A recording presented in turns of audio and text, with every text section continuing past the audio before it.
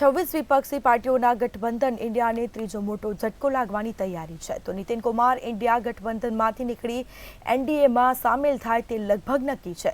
નીતિન પહેલા મમતા બેનર્જી અને અરવિંદ કેજરીવાલે પણ ઇન્ડિયા ગઠબંધનમાં નહીં પરંતુ અલગ રહીને પોતપોતાના રાજ્ય બંગાળ અને દિલ્હીમાં લોકસભાની ચૂંટણીઓ લડવાની જાહેરાત કરી છે તો આગામી સમયમાં બીજી પાર્ટીમાં પણ બહાર નીકળી શકે છે। બિહારના રાજકારણમાં ભારે હલચલ મચી ગઈ છે। આરજેડી સાથેના તણાવ વચ્ચે નીતિન કુમાર ફરી એકવાર રાજ્યમાં નવી સરકાર બનાવવાની કોશિશ કરી રહ્યા છે। ઉલ્લેખનીય છે કે નીતિન કુમાર એનડીએ સાથે મળીને સરકાર બનાવવા જઈ રહ્યા છે।